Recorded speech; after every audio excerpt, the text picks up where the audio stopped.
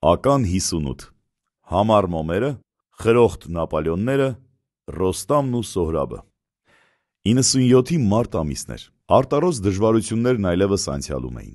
Երևանը առավոտյան արևի ջերմության վայելքի մեջ, քնից հագեցած արթնացող երեխայի պես խանդավառված, աչքերը բացեց ու նոր օրվա ռիթմի մեջ ընկավ, շտապեցինք դպրոց, կարևոր օր էր, մեր դասարանի Գոգլիի ծննդյան օրն էր, մեր դասարանի նորեկ Գյորգին դասարանից ընդամենը 4 հոգու էր հրավիրել, իսկ այդ բախտավորներից մեկը ես էի, 6-րդ դասարան էինք, Գոգլիենց շենքը դպրոցին շատ մոտ էր, վերջին դասաժամից հետո հենց այդպես, ֆիզկուլտի շորերով գնացինք ու տեղավորվեցինք մեր դասարանցու տան բազմոցին, տխրեցինք, որ ամենաթունդ խմիչքը մանկական շամպայնն էր, բախտակից հյուրերից մեր հնարամիտ ընկերը Կարենը արագ լրացրեց այդ բացը, և քանի որ իրենց տունը կողքի մուտքում էր, շատ կազմակերպված գնաց և իրենց տան բարից 3 շիշ ալկոհոլային շամպայն բերեց, այ ախպեր գնալ էր, նորմալ բան բերեիր էլի, շամպանսկի, Գագ հաստատ քո չափ խելք ունեմ, ուրիշ բան բերեի պալիտ էինք ըլնելու, սեղանին մենակ շամպանսկիա, պալիտ ըլնելուց սենց կլնենք, չեն ասի են գունավոր շշի փոխարեն էս ինչ մուկ բիձու նկարով շիշա, Պիտակի վրայի անունից պարզ դարձավ, որ այդ բիձեն Նապոլեոնն էր, և այդ շշերը բավականին թանկ կոլեկցիայից էին, հետագայում երբ արժեքն իմացանք, ափսոսանք ապրեցինք, որ ընդամենը 1 ժամ հետո այդ ֆրանսիական խմիչքը մեր միջից տեղափոխել էինք Գոգլիենց կոյուղի, այդ օրվա տպավորիչ դրվագներից մեկն այն էր, որ տորթի վրայի մոմերը չէին հանգում, Գյորգին երկար էր սպասել մեզ զարմացնելու արարողությանը, Չհանգչող մոմերը նորարարություն էին, Հայաստանում չկար, երևի դրսից էին ուղարկել, այս օրերի լեքսիկոնով ասած, Գոգլին պրանկ էր ուզում անել, բայց մենք սև պրանկ բերեցինք նրա գլխին, փոքրիկ տորթի վրա շարված այդ համառ մոմերը ոչ մի կերպ չէին հանգչում, 7-8 հոգով փչում էինք, չէինք կարողանում հանգցնել, բայց Նապոլեոնի հաղթական ազդեցությունն իր գործն արեց, սկսեցինք թքախառը փչել, Գագը նույնիսկ ջուր լցրեց տորթի վրա, մի քանի աղմկոտ րոպեներից հետո այդ տորթն արդեն ուտելու բան չէր, չտխրեցինք, որովհետև Գյորգիի մայրը տնից դուրս գալուց և մեզ մենակ թողնելուց առաջ ասել էր, որ խանութից գնած այդ դեկորատիվ բեզեներով տորթից բացի մի հատ էլ տնական գիշեր ցերեկ է թողել պատշգամբում, գլխի էր ընկել, որ նորաոճ մոմերը տնական տորթի վրա շարելու բան չեն, այդ օրը չհանգչող մոմերից բացի մի բացահայտում ևս արեցինք,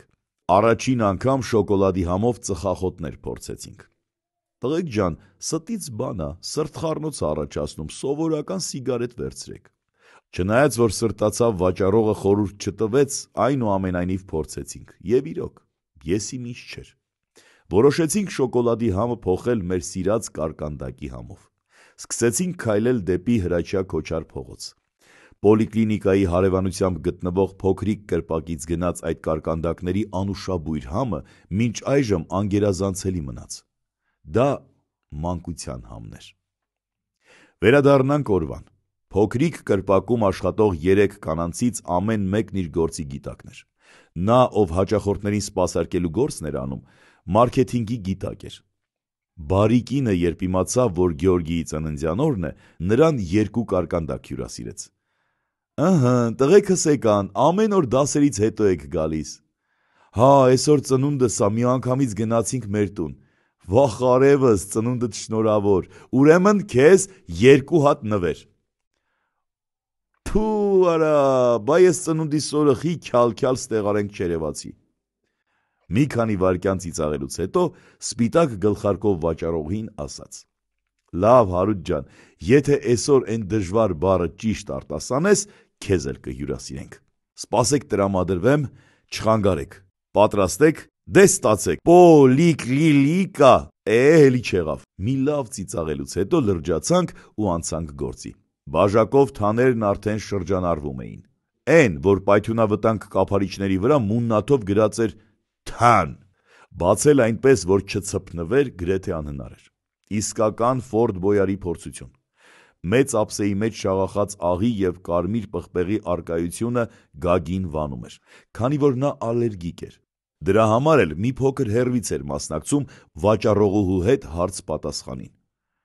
Գագո ջան, բա դու ինչ մասնագիտություն ես ընտրելու, Զինվորական եմ դառնալու, մեր ռազմագիտության դասատուն ասում ա, դու իսկական ռազմիկ ես։ Ապե ես իրան արդեն ասել եմ, որ դու ռազմիկ չես, Գագիկ ես։ Կարենի հումորից սկսեցինք հռհռալ։ Ինչպես գիտեք, ապագայում Գագն իրոք ընտրեց ռազմական ուղին։ Գագի մասին 11-րդ տականում շատ ավելի մանրամասն եմ գրել։ Վերադառնանք այդ գարնանային օրվան։ Մեր հռհռոցից Ստյոպը բացեց պրակատի դուռը ու մեզ նկատելով հարցրեց. «Տղեկ, Մասկայի կասետը ձեզնից որ մեկի մոտ ա, կբերեք, հարցնող կա»։ Միանգամից միտքս եկավ պապիս խնդրանքը, որ պետք է գտնեի հայերեն կրկնօրինակված Ռոստամ և Սոհրաբ ֆիլմը։ Սկսեցի քայլել դեպի պոլիկլինիկայի աստիճանների տակ կառուցված վիդեոպրակատի ուղղությամբ։ 90-ականների ողջ ընթացքում տեղի բնակչության համար չափազանց մեծ նշանակություն ունեցող այդ գողտրիկ վայրում ֆիլմերի մասին զրույցները իսկական կինոդպրոց էին։ Նույնիսկ ամենացուրտ ձմռանը այդ հեքիաթային վայրում շոգելու աստիճան տաք էր ու լուսավոր, իսկ մուլտ կասետների ողջ տեսականու հարյուրավոր կիլոմետրեր ձգվող լենտերը մեր մանկությունը ջերմացնելու առաքելությամբ հալումաշ եղան։ «Բարի օր, Ստյոպ ձյա, Ռոստամ և Սոհրաբը հայերենով ունես»։ «Չէ, մենակ օրիգինալ տաջիկերենով ա»։ «Հա բա ունեմ, ոնց չունեմ»։